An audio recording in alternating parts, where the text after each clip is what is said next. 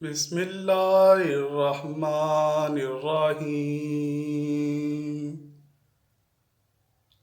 عربی میں ریت کے اونچے اور لمبے ٹیلوں کو حقف کہا جاتا ہے اور حقف کی جمع احقاف ہے۔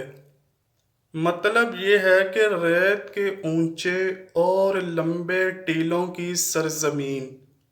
یہ علاقہ یمن اور عمان کے درمیان پھیلا ہوا تھا اور قوم عاد اسی سرزمین یعنی احقاف میں رہتے تھے۔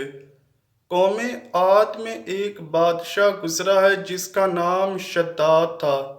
جی ہاں دوستو، آج کی ویڈیو میں آپ کو شداد اور اس کی بنائی ہوئی جنت کے بارے میں بتائیں گے، اور اب تو شداد کی جنت کو ناسا والے ڈھونڈ بھی چکے ہیں۔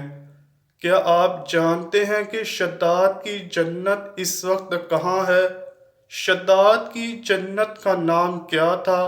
تو آج ہم آپ کو شداد کی جنت کے بارے میں دلچسپ و عجیب باتیں بتاتے ہیں۔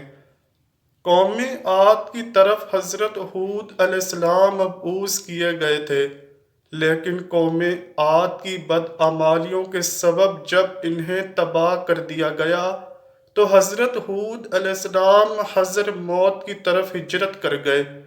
ان کی رہائش احقاف کے علاقے میں تھی۔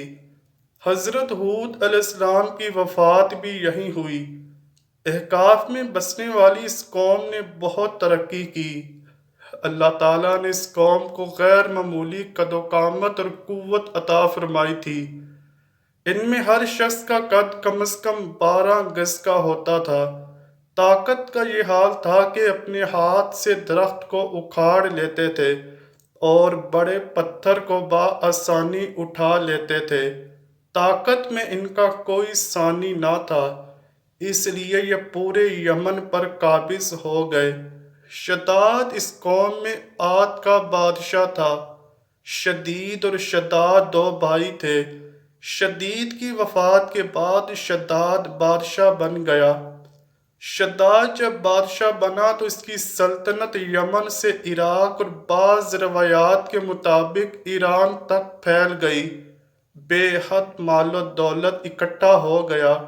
سلطنت کا ایسا عروج ملا کہ اس وقت دنیا میں اس کا مقابلہ کرنے والا کوئی نہ تھا۔ بہت سے بادشاہ اور ملک شداد کے اشاروں پر چلتے تھے۔ اسی تسلط اور غلبے کی وجہ سے شداد میں غرور بھر چکا تھا۔ وہ ایسا ظالم اور متکبر ہو گیا تھا کہ ایک دن خدائی کا دعویٰ بھی کر بیٹھا۔ حضرت ہود علیہ السلام نے اسے بھی سمجھانے کی کوشش کی، لیکن اس کا دل و دماغ غرور سے بھر چکا تھا۔ پھر شداد اور حضرت ہود علیہ السلام کے درمیان مکالمہ ہوا۔ شداد نے حضرت ہود علیہ السلام سے پوچھا، میں اگر ایمان لے آؤں تو مجھے کیا فائدہ ہوگا؟ حضرت ہود علیہ السلام نے فرمایا، تم پر جنت حلال ہو جائے گی۔ شداد کہنے لگا، کوئی بھی شخص کسی کی خدمت یا اطاعت اس لیے کرتا ہے کہ اس کو عزت ملے، اس کو منصب ملے، ترقی ملے، اقتدار ملے اور دولت ملے۔ مجھے تو یہ سب کچھ حاصل ہے، مجھے کیا ضرورت ہے میں کسی کی عبادت کروں؟ اور رہی جنت کی بات، مجھے اس جنت کی کوئی ضرورت نہیں۔ ایسی جنت تو میں خود دنیا ہی میں بنا سکتا ہوں۔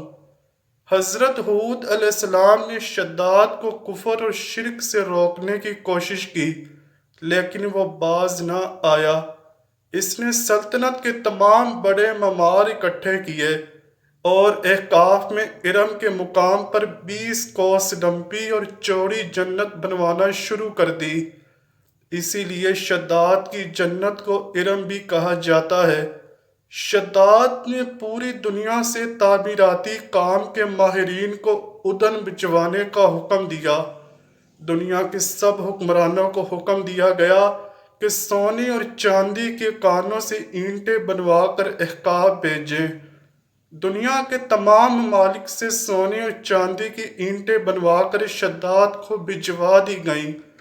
شہر کی بنیادیں اتنی گہری کھدوائی گئیں کہ پانی کے قریب پہنچا دی گئیں۔ پھر ان بنیادوں کو سنگ سلیمانی سے بھروا دیا گیا۔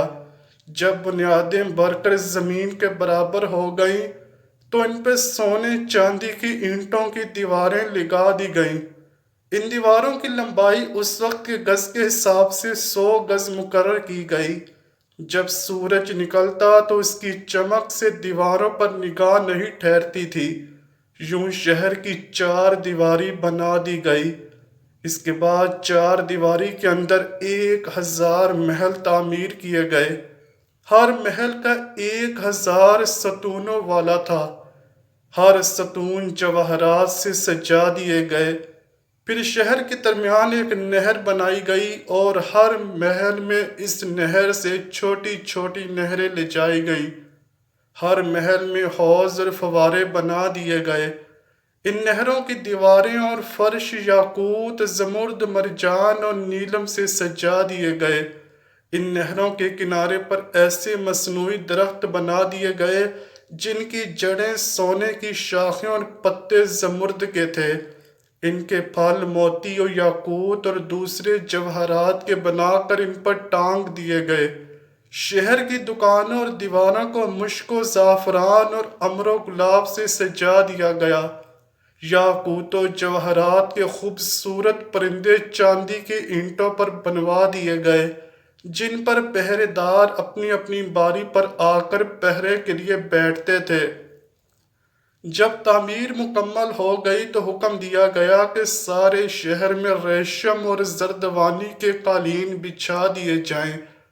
پھر نہروں میں سے کسی کے اندر میٹھا پانی، کسی میں شراب، کسی میں دودھ، کسی میں شربت، کسی میں شہد، بازاروں دکانوں میں کم خواب اور ظریفت کے پردوں سے آراستہ کر دیا گیا۔ ہر پیشے کے لوگوں کو وہاں کام پر لگا دیا گیا۔ دنیا بھر کے بادشاہوں کو شداد نے پیغام بھجوایا کہ ہر ملک اپنے انوکھے اور خاص پھل میری جنت یعنی ارم میں بھجوا دے۔ 12 سال میں یہ جنت مکمل ہوئی۔ تمام امراء اور خلفاء کو منتقل کر دیا گیا۔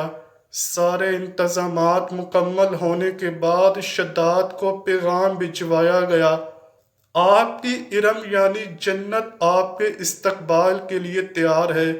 شداد نے اپنے علماء کو ساتھ لیا اور پورا قافلہ بنا کر جنت کی طرف نکل پڑا۔ راستے بھر میں وہ حضرت ہود علیہ السلام اور ان کے ماننے والوں کا مذاق اڑاتا رہا کہ دیکھو اس جنت کے لیے یہ لوگ مجھے اللہ کی عبادت کرنے کا کہتے تھے۔ جنت کے دروازے پر پہنچ کر بولا، یہ دیکھو میری قدرت، میری دولت اور میری جنت، اس میں صرف مجھے ماننے والے ہی زندگی کا مزہ لوٹ سکیں گے۔ ارم میں رہنے والے سب لوگ شداد کے استقبال کے لیے شہر کے دروازے کے باہر آ گئے اور اس پر جواہر نچھاور کرنے لگے۔ اسی ناز و ادا سے چلتے ہوئے جب شہر کے دروازے پر پہنچا تو روایت ہے کہ ابھی اس نے گھوڑے کے رکاب سے پاؤں نکال کر دروازے کی چوکھٹ پر ہی رکھا تھا کہ اس نے پہلے سے ہی وہاں ایک اجنبی شخص کو کھڑے ہوئے دیکھا۔ اس نے پوچھا، تو کون ہے؟ اس نے کہا، میں ملک الموت ہوں۔ شداد نے پوچھا، کیوں آئے ہو؟ اس نے کہا، تیری جان لینے آیا ہوں۔ شداد نے کہا، مجھ کو اتنی مہلت دے دے کہ میں اپنی بنائی ہوئی جنت کو دیکھ لوں۔ جواب ملا، مجھے حکم نہیں۔ کہا، چلو اس قدر ہی فرصت دے دے کہ گھوڑے پر سے اتر آؤں۔ جواب ملا، اس کی بھی اجازت نہیں۔ چنانچہ ابھی شداد کا ایک پاؤں رکاب میں اور دوسرا چوکھٹ پر ہی تھا کہ ملک الموت نے اس کی روح قبض کر لی۔ پھر حضرت جبرائیل علیہ السلام نے بڑے زور سے ایک ہولناک چیخ ماری کہ اس وقت تمام شہر اپنی عالیشان سجاوٹوں کے ساتھ ایسا زمین میں سمایا کہ اس کے بعد اس کا نام و نشان تک باقی نہ رہا۔ قرآن پاک میں اس کا ذکر کچھ اس طرح ہوا ہے، وہ جو ارم تھے بڑے ستونوں والے اور شہروں سے اس کے مانند کوئی شہر شاندار نہ تھا۔ دوستوں، قوم عاد کے تذکرے کو کہانی سمجھا جاتا تھا، مگر اسی صدی میں اس شہر کے آثار برآمد ہوئے ہیں جو الربیع الخالی میں شامل ہیں۔ اس شہر کے آثار 1984 میں خلائی شٹل چیلنجر کی مدد سے ناسا نے دریافت کیے، جو کہ اب عمان میں ہیں۔ یہ شہر 3000 سال سے اونٹوں کے اس کاروانی کے راستے پر آباد تھا، جہاں سے ہند، عرب اور یورپ تک کے تجارتی راستے ملتے ہیں، اور یہ اپنے زمانے کا ایک تجارتی مرکز تھا۔ روایت ہے کہ یہ شہر ایک عظیم طوفان سے تباہ ہوا۔ اسے 1000 ستونوں کا شہر کہا جاتا ہے۔ احقاف کا یہ علاقہ اس وقت عمان میں موجود ہے۔ قوم عاد اور قوم سمود دونوں کے لوگ سلالہ شہر کے مضافات میں آباد تھے۔ حضرت ہود علیہ السلام اور حضرت صالح علیہ السلام کی مزارات بھی سلالہ میں واقع ہیں۔ ناسا کو 1992 میں عمان کے صحرا میں ریت سے 13 میٹر نیچے ایک شہر دکھائی دیا۔ یہ ایک حیران کن دریافت تھی۔ اس پر کام شروع ہوا اور شہر کا سرا مل گیا، لیکن شہر کھودا نہ جا سکا۔ وجہ گندک تھی۔ وہ شہر پورے کا پورا گندک کے جوہر میں غرق تھا۔